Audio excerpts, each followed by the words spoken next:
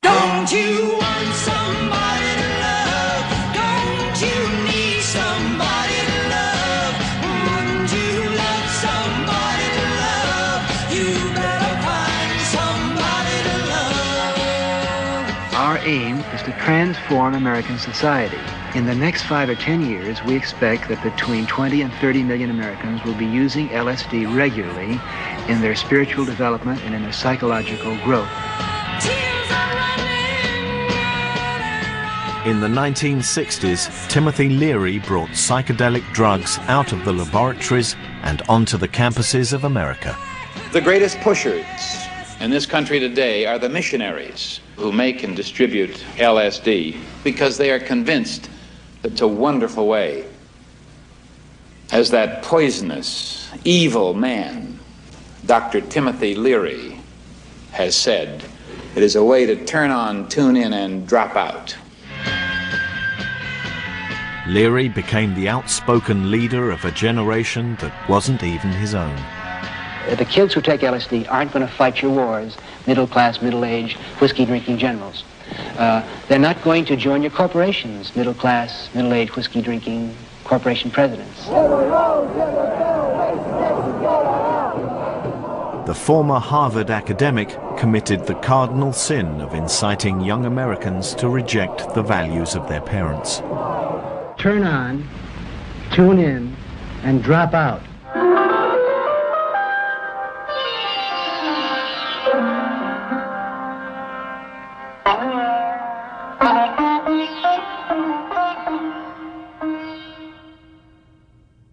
In 1946, Timothy Leary was all set for a glittering but conventional career.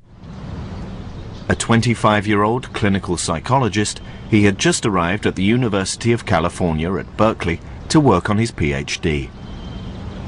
Of all the people I've known, and I've certainly known some very bright people, I would rate him in simple IQ terms as very, very high.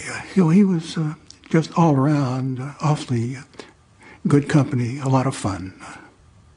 Tim was an excellent psychologist. He always had a lot of people around him. He liked being the center of attention, without a doubt, and he was candid about it. He was the center of the circle. That was his place in life.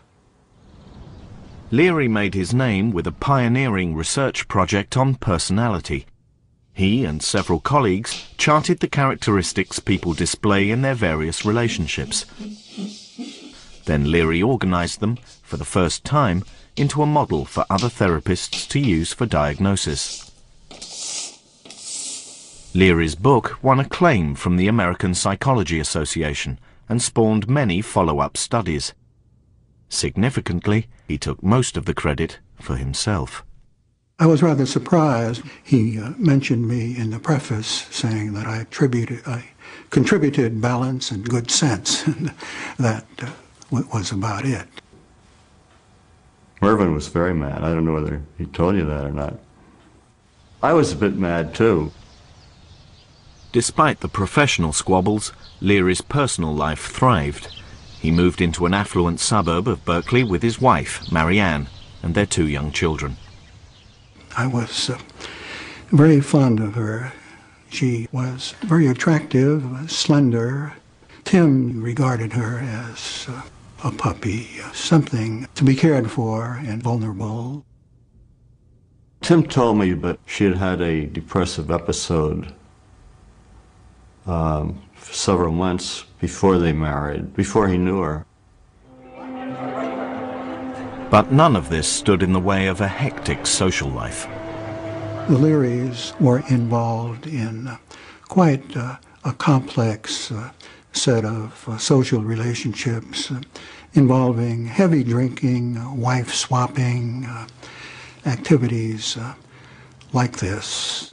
I was invited for dinner, and she was cooking in the kitchen and bending over, taking a pan out of the oven, a roast out of the oven. She said, in context of something that she was talking about, I have never refused a man.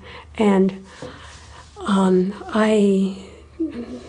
that seemed unfathomable to me, but I thought they live a different life from mine. Marianne's friends claim Leary encouraged her to be promiscuous to justify his own affairs.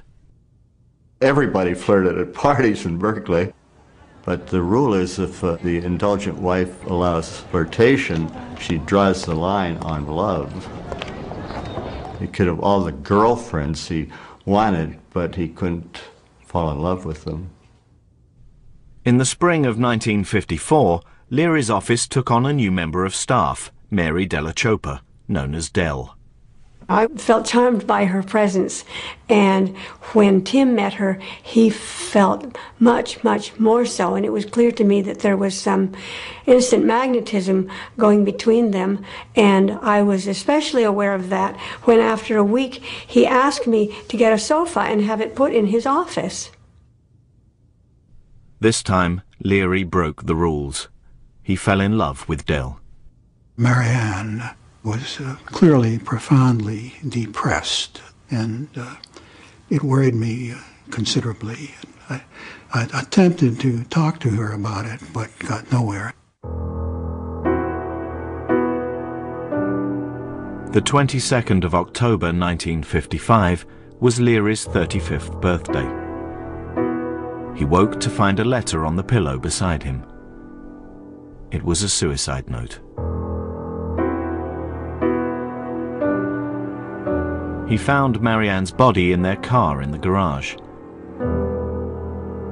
The engine was still running.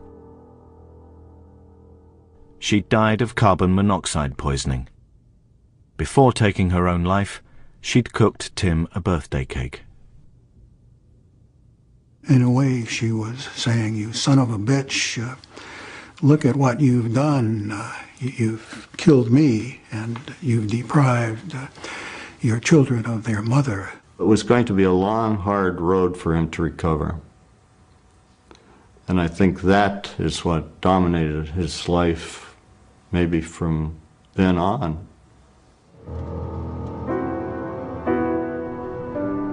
Leary's affairs and Marianne's suicide were two more sorry episodes in the Leary family history. His father, a medical officer at West Point Military Academy, had abandoned the family when Tim was 13. An only child, he was brought up by his mother and aunt, both devout Catholics.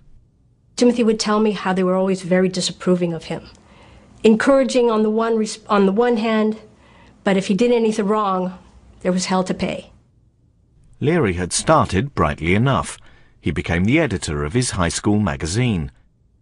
He was even voted cutest boy by the girls at the school.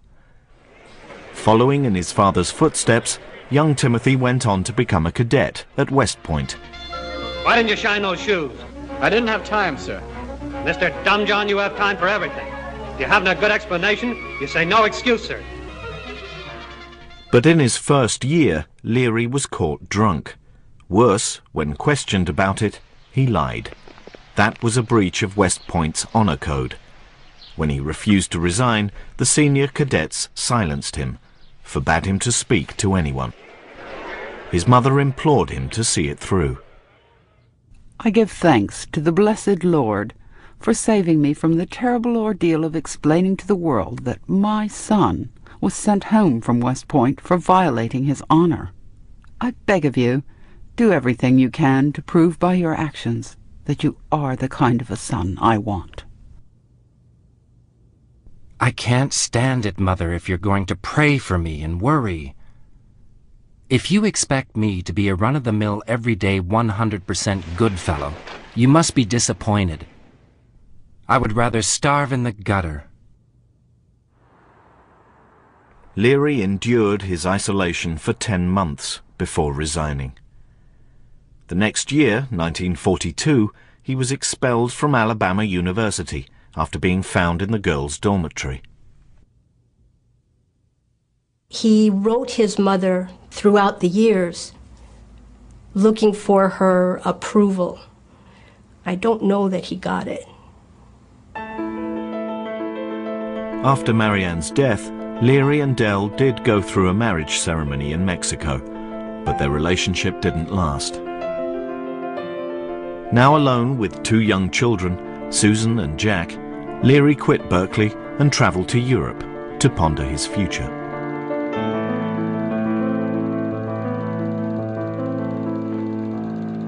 I visited Tim in Florence, and after a couple of days I told him I had very recently sampled the actual mushrooms, not a pill, but the actual mushrooms of the Mazatec Indians, the so-called sacred mushroom. And I told him that this was important to psychology because it gave me moments of insight into certain things that happened during the war, for example, traumatic episodes that I had suppressed. And he said, "Frank, you'd better not tell many people about this, because, and no psychologists, because they'll think you're nuts." The following summer, Leary went to Mexico, where he sampled magic mushrooms for himself. Later, he wrote about it. The fungi were placed on a table by the pool. I picked one up. It tasted even worse than it looked. Bitter, stringy.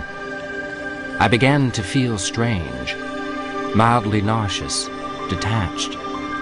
Everything was quivering with life, even inanimate objects. I gave way to delight and discovered a sea of possibilities, other realities. By that swimming pool, I learned more about the mind than I had in 15 years as a diligent psychologist.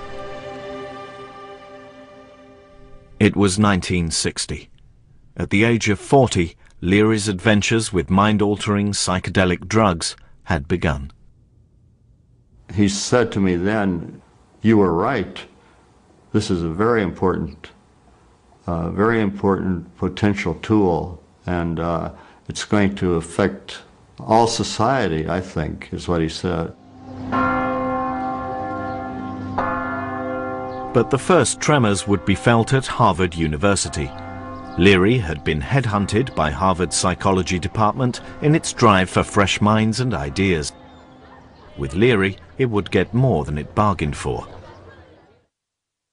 Teaming up with a colleague, Richard Alpert, Leary won approval for a research project exploring the potential benefits of the active ingredient in magic mushrooms, psilocybin. Leary and his project were certainly popular with graduate students. I met Tim in his tiny little cubicle office. He was very engaging, very witty, very funny. I was immediately taken by him, felt tremendous rapport.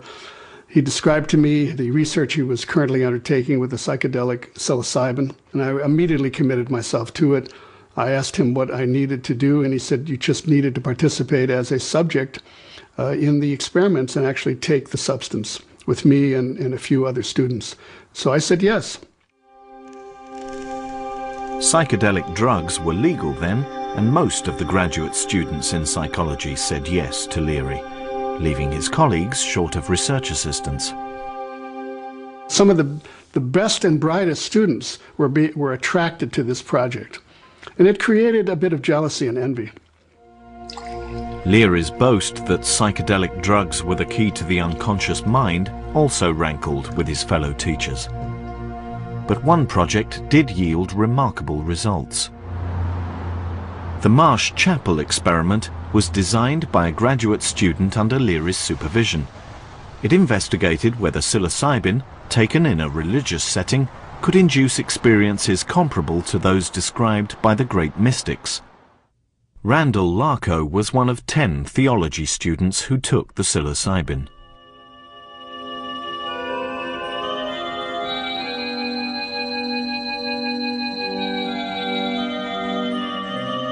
I had a real struggle with the chemical, and at one point I thought, in fact, I had died and I was in hell. I began saying the Bible verse, "For God so loves the world that he gave his only begotten Son, that whoever believes in him should not perish but have everlasting life." And I kept repeating that over and over again, and then I came to the awareness that this wasn't helping me at all.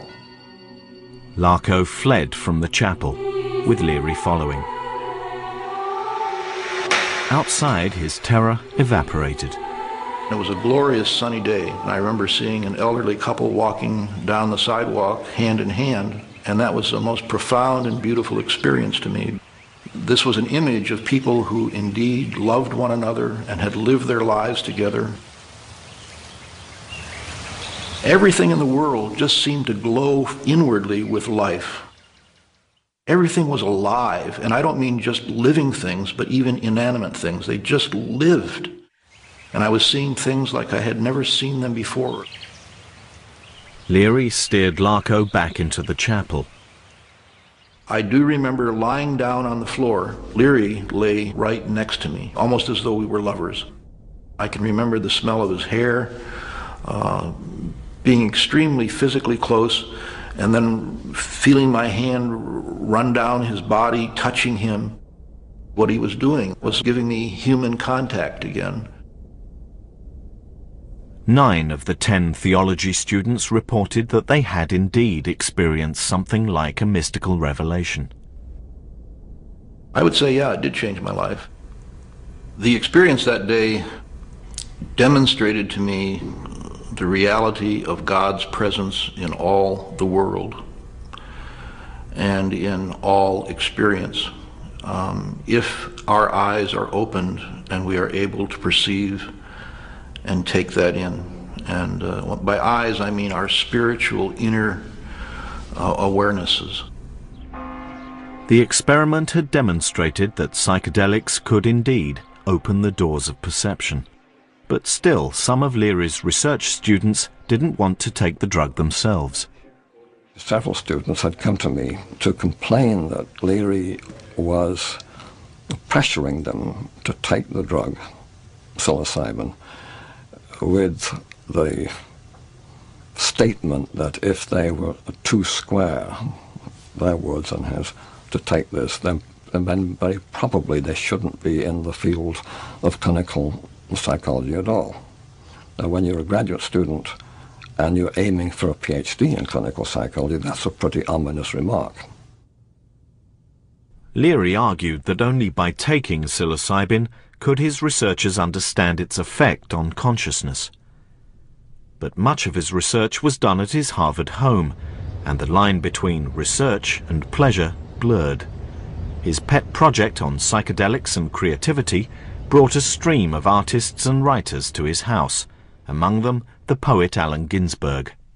Leary gave Ginsberg and his lover, Peter Orlovsky, the psilocybin, and they promptly took off their clothes and lounged around, and then at a certain point Ginsberg decided that he wanted to do something for world peace, and so he would call up Kennedy and Khrushchev, get them all on the phone and solve this problem about the bomb and everything right then and there. They weren't able to get the two most powerful men in the world on the phone, so they settled for Jack Kerouac. It became difficult to maintain a balance there, and I should say actually we lost our balance a bit. That became less rigorous, and there was an increase in the use of psilocybin as a recreational substance. You will again have to make a decision on how many sets of parts you want. Soon after appearing together in this training film, Brendan Marr and Timothy Leary faced each other at a staff meeting called to examine Leary's working methods. I simply asked him to tell the audience what he knew about the medical action of these drugs. The answer he gave me was, I don't have to know these things. I have an advisor from the medical school, and he gave the name of the advisor, and I turn to him whenever there's any question. Now, unknown to Tim, this advisor, who I gather Tim had never met, was already in the audience. He was, although he hadn't been invited, heard about it. And he rose to his feet and said, I've never met you. I have nothing to do with your research. I don't know what you're talking about. And he sat down. Harvard's controversy over psychedelic drugs now became national news.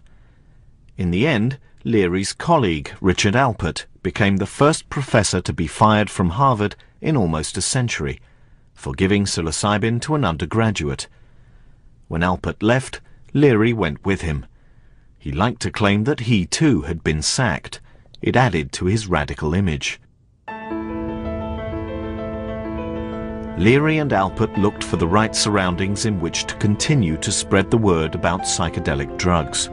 Their saviour was Leary's close friend, Peggy Hitchcock. We went up to see if this old house might work as a haven for this little group of people who had sort of found themselves exiled from where they'd been living. And so we did. We saw this house, and it looked like it would be just perfect. Peggy came from one of America's wealthiest families. The old house was a 64-room mansion set in 2,000 acres of upstate New York. It was owned by her brothers, and Leary lived here at Millbrook, virtually rent-free, for the next 4 years.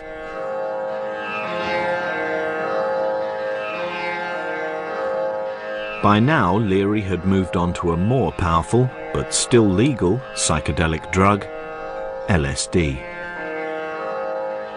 LSD was guaranteed to really take you to a place that was very much more of a rebirth, death and rebirth experience, which was exciting, but also could be quite terrifying. At first, Leary pursued a disciplined regime. Visitors paid for weekend seminars where they were taught how best to use LSD. In his natural habitat, the prophet preaches. Timothy Leary in a Saturday morning session of words and silences. The session tonight, we concentrate on making the experience pleasant and educational and safe. Tim was very clear about the need for proper controls and proper support for these experiences. And by that I mean he emphasized the importance of what we called set and setting. Set being the expectations that one had going into an experience of this type, and setting referring to the environment in which it occurred. Really, it's all so simple. Each next moment, this is it. LSD was beginning to enter the American consciousness. While Leary gave psychedelic lessons to the Sheik of New York, the residents of California were being offered an altogether more raucous introduction to the drug.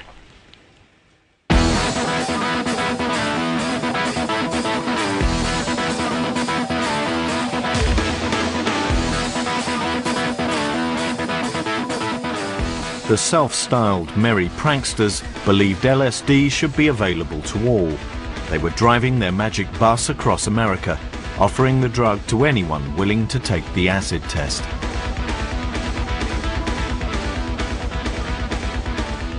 It's going to be a graduation ceremony and a commencement exercise,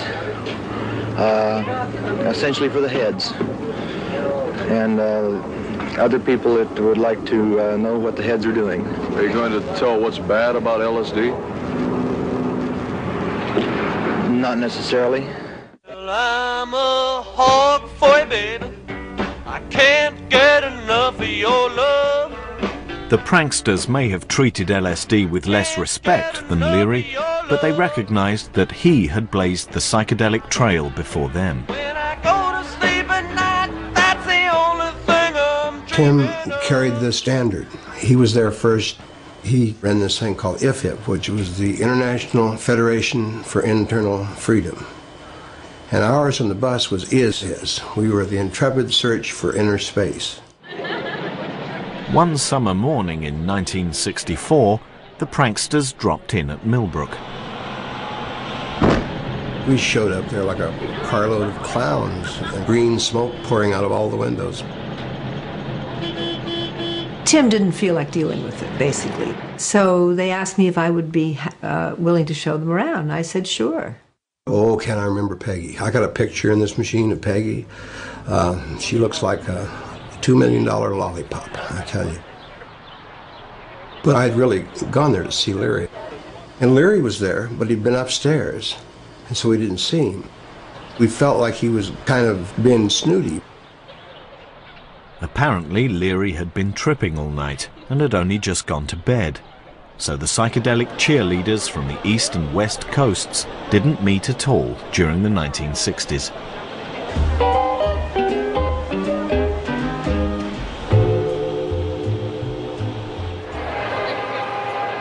Leary now took his message to New York's Theatreland with a music and light show to recreate the LSD experience.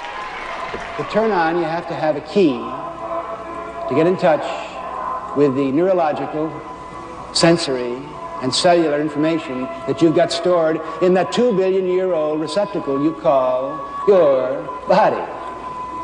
Now, how do you turn on? Well, I'll tell you this. You can't turn on with words. You can't turn on with thinking. You can't think your way out. They did these shows, and they became a great success. Then what happened is the people started wanting to come up to Millbrook and see this place, and it ceased to be a private operation. And then there were like hordes of people, more and more coming up there. I just felt less and less comfortable. Play the role of cooks, cameramen, and we're going to keep shifting everything we do this weekend. Anyone who was hip in the 60s came to Millbrook. On any given weekend, there were 100 people there, floating through strange New York City types, bohemians, jet setters, German counts. You name it, you could find them at Millbrook. Close behind came the media. Now, are these visual things the only effects you find? It's all to do with colour, it's all to do with round, with shape. Everything's colour. Everything, you know, is... Oh, it must be to do with orange. Not only with orange, but oh. Leary revelled in his role as psychedelic spokesman. Dr. Leary, what are you up to here? We're teaching people how to use their head. The point is that in order to use your head, you have to go out of your mind. Soon Tim sort of gave in to the extraordinary adulation that he was getting as a cult figure and as the word was barely used in America in 1964-65, a guru, a drug guru. Sure exactly who's who and who's supposed to do what. Tim was too enamored of the attraction and attention of lots of people. I don't think he was so good at living his life out in terms of the emotional intelligence that was required, for example, to raise children or to maintain relationships. With Leary showing more interest in fame than consciousness, his old Harvard friends began to drift away. Gunter Weil and Peggy Hitchcock were the first to leave, followed by Richard Alpert. Alpert went to India in search of enlightenment and returned as Baba Ram Das, achieving fame as one of America's leading mystics. Meanwhile, in 1964, Leary married Nena von Schlebrugger. He was 44, she 24. The marriage lasted less than a year. By the following summer, he was living with Rosemary Woodruff, who would later become his fourth wife. Timothy was beautiful. He took me from being an insecure, neurotic New Yorker, to some extent, to feeling like a sex goddess.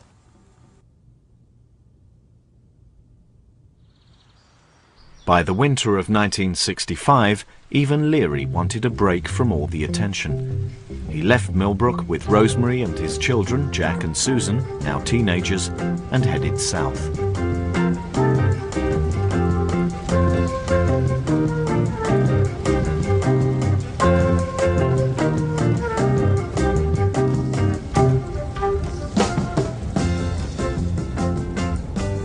At the Mexican border, they were sent back by a policeman whom Leary recognized from an earlier stay in Mexico. Returning to the American side, they were stopped and strip-searched.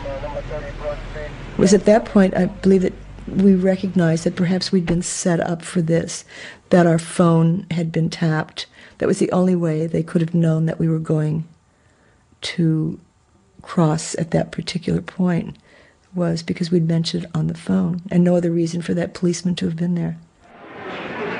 1/8 of an ounce of marijuana was found, most of it in daughter Susan's underwear. Her father took responsibility. It was his first offense, but his notoriety earned him a 30-year prison sentence. Released on bail pending appeal, Leary returned to Millbrook, where his troubles continued. This is indeed the G. Gordon Liddy Show. We're good to go and ready to launch. G. Gordon Liddy is one of America's leading radio talk show hosts. In 1973, he was imprisoned for his part in the Watergate scandal. Having been in jail myself, I can tell you that the one overriding interest is getting the hell out of there. Yes, we discussed that. Liddy first came to the notice of the White House as an assistant DA, whose patch covered the Millbrook estate. According to our informants, the panties were dropping as fast as the acid, and this disturbed the local burghers considerably. We understood from our informers that the front door was always open, and the plan was to sneak in. Jackie was doing his homework, and he went downstairs for some food or something, and came running back up the stairs saying that there were a bunch of hunters downstairs with guns. As we started up the stairs, there the indigents appeared. They were coming out the doors. There were half of them were whacked out on some drug or another. They really came in expecting an orgy, and instead found a quiet family scene. They were led by Timothy Leary and his then inamorata, Rosemary. She was in a diaphanous gown, and he was wearing a Hathaway shirt, period. And my first view of Timothy Leary as I was up the stairs and he was coming down was spectacular, to say the least. Tim was wearing a long nightshirt, and I was wearing my grandmother's Christmas gift, which was a long flannel nightie. In the Leary's bedroom, there was a container of vegetable matter, and Rosemary was protesting, saying that that was her sacrament. I told the state troopers not to take that plant, that was my favorite plant, but they insisted, and of course it was a dead fuchsia plant with a lot of peat moss at the bottom. The police claimed they found both marijuana and LSD at the house, but the case was thrown out by a grand jury and never went to trial. Leary was feeling the effects of the backlash against LSD. Undoubtedly, it can cause psychological damage, but a flurry of propaganda films now exaggerated its dangers.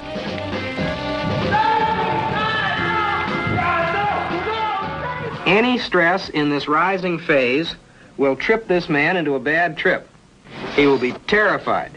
He's not seeing pretty visions, he's seeing monsters. He's losing his mind, and he feels it going. There's only one escape from this discomfort. That's suicide. This man will kill himself. Leary had brought LSD into the limelight, and in doing so, he had brought opprobrium on more than just himself. Scientific research had shown that psychedelic drugs could help in treating alcoholism, chronic pain, even schizophrenia. But by 1967, LSD was illegal in most of the USA, and all research projects involving psychedelic drugs had been closed down. Most of them blamed Tim Leary, fairly legitimately, because he certainly was the point man that popularized this thing and threw it into the public domain, and they had all warned him. The dirty hippie paper you've heard so much about. Only a quarter. LSD was now seen as a catalyst of the hippie culture that so dismayed the American establishment, and Timothy Leary, who for so long had preached caution in its use, now simply trotted out his mantra. Turn on, tune in, and drop out. Tune in, we're turned on, and we're tuned in, and we're very dropped out. He said that in 1966, and by 1970 there were dropouts everywhere. There were communes all across America. So people were listening. And it's 1, 2, 3, what are we fighting for? Don't ask me, I don't give a damn. And as the counterculture grew, so did the campaign against the Vietnam War. Leary's influence seemed more dangerous than ever. When the White House looked at the counterculture for leaders, one person stood front and center. He was the oldest. He had the most impressive credentials, Harvard. He had a way of turning up, not just at parties of the jet set and wealthy, but also in the pages of Playboy and Esquire and the various large newspapers, and that man was Timothy Leary. Leary was arrested a dozen times during the late 60s, and the more he was targeted, the more provocative he became. I urge all of you to go back to your campuses and start some type of a dropout movement. That's the only way we're going to bring this country of menopausal, whiskey-drinking congressmen, senators, and so forth to their senses. And when I mean their senses, I mean their senses, because they forgot. The government found he was a very convenient scapegoat, because there he was out front telling everybody to tune on, turn in, and drop out. And so the more he was condemned, he kind of he took on that persona and said, well, fine, that's the way it is. I'll be the corrupter of youth. We found Dr. Timothy Leary and his companions here in the mountains of Southern California, in a spot they call heaven. In 1968, the 30-year sentence Leary had been fighting since his arrest at the Mexican border was overturned by the Supreme Court. The media sought his reaction. He gave them an announcement. We're going to become the next governor of the state of California. We're going to start a new political party. And by party, we mean party. It was an opportune moment. He couldn't waste it. He had to say something that would really get their attention. We want to turn on the whole state. There's no excuse for any Californian not to be high and happy and laughing all the time. He was a show-off. He was an egomaniacal show-off. Standing against Ronald Reagan, Leary received the ultimate stamp of approval from the counterculture. John and Yoko invited us to Montreal, where they were staging a bed-in for peace.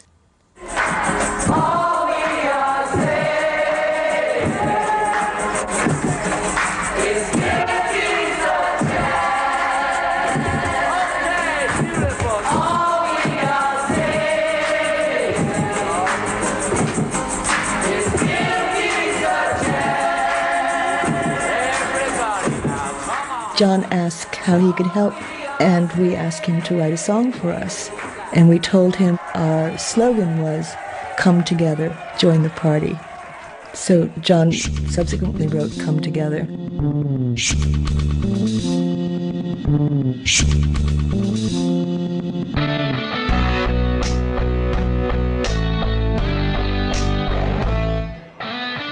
Leary never did make it to the governor's mansion.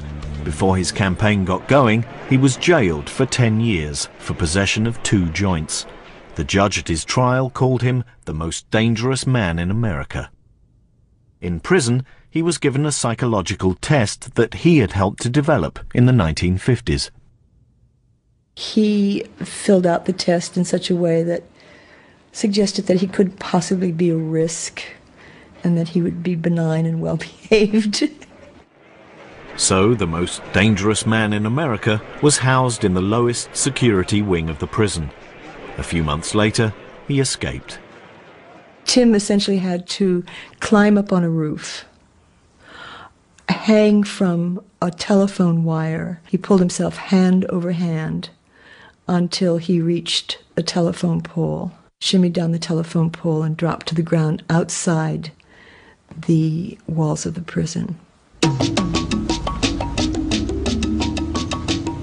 Leary and Rosemary were smuggled out of the country by the Weathermen, an underground group committed to subverting the American establishment.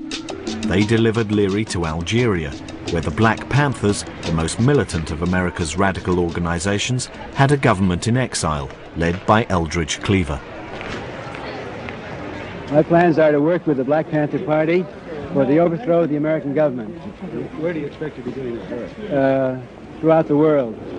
Of course, they're based, the international section is based in Algeria, but we're likely to show up any place. North Vietnam, North Korea, wherever people are struggling for freedom, we'll be there.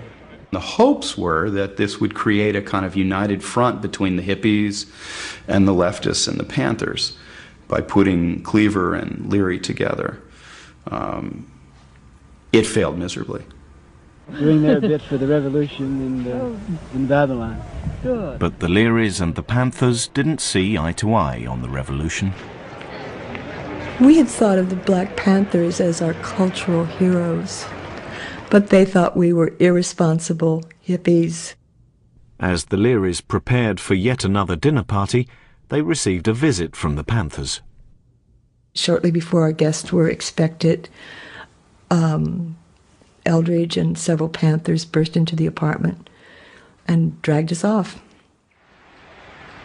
Forced to flee from Algeria, Leary spent a further 18 months on the run from the American authorities. He split up with Rosemary and was finally recaptured by American agents in Afghanistan. Now facing up to 75 years in jail, Leary began collaborating with the FBI. He informed on the people who'd helped him to escape, but his evidence alone was not enough to convict them. Tim wrote me a letter enclosing a card from an FBI agent, actually, who I should contact. What he was asking me to do was to corroborate his tale of the escape and name the people that he was naming. And I could not do that. So I went on the run. How long for? 22 years. Rosemary changed her name and went underground. She did not re-emerge until 1995. Whoa, I'm back. Got a brand new groove. After cooperating with the FBI, Leary was back on the streets in 1975. In demand on the chat show circuit, he continued to push his favorite message: think for yourself, question authority.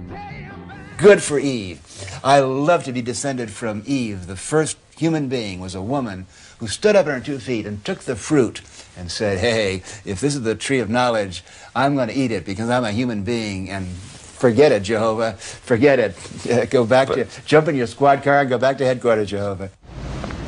He married once more for the 5th and last time and moved to Hollywood. Good to see you again.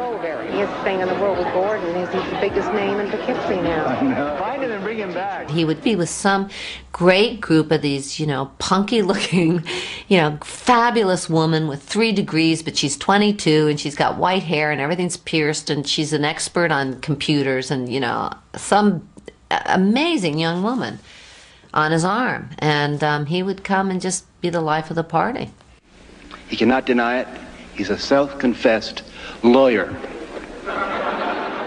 His comeback was complete when he played out a bizarre double act in a lecture tour with his former archenemy, G. Gordon Liddy. The real difference between us, 180 degrees, is not left wing or right wing.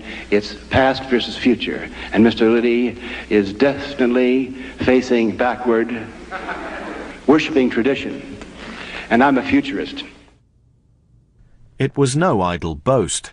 Leary had championed the computer age since the 1970s, and when the internet arrived, he was quick to exploit it, to secure his own immortality.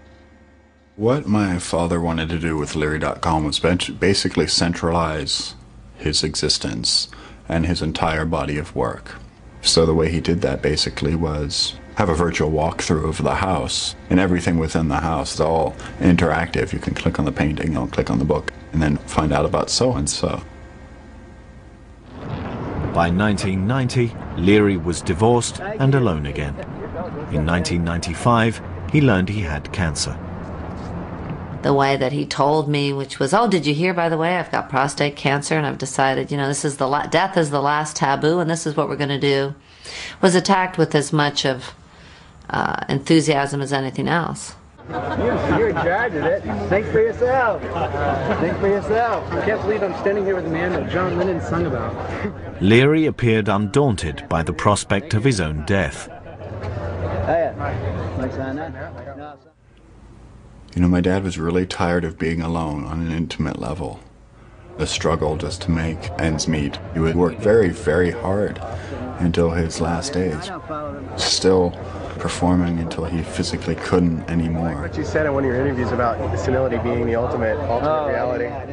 Finding out he had prostate cancer, he called it Mademoiselle cancer, you know, was a great relief to him. Turn on. Tune in. Drop out. How's that? Great. Power. Yes, I did act as a PR person for the brain and the possibilities of changing the brain. Did you have Leary intended to go out in a blaze of publicity. He announced he'd die live on the internet and that his head would be cryogenically preserved. He shunned conventional painkillers which slowed him down, using instead marijuana and balloons filled with laughing gas.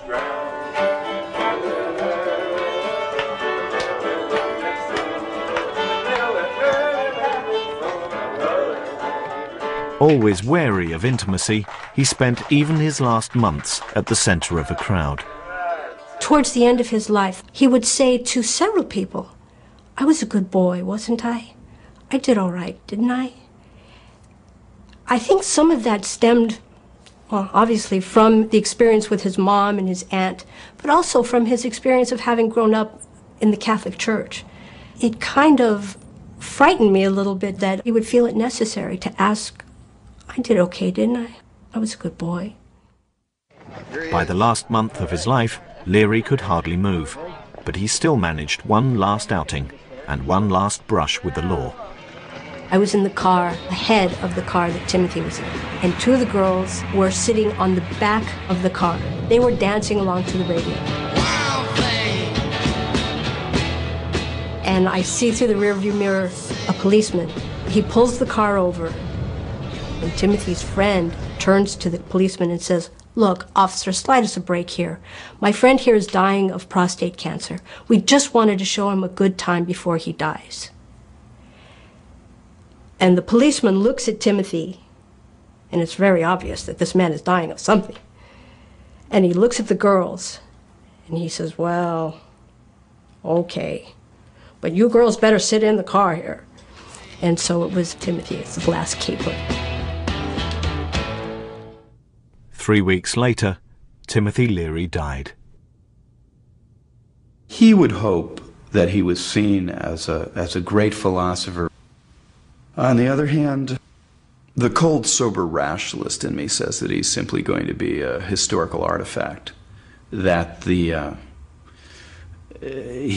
will be a larger-than-life figure who in some way lived the great American novel that never got written about the 60s. In accordance with his last request, Leary's ashes were launched into space. He is now orbiting the Earth every 96 minutes.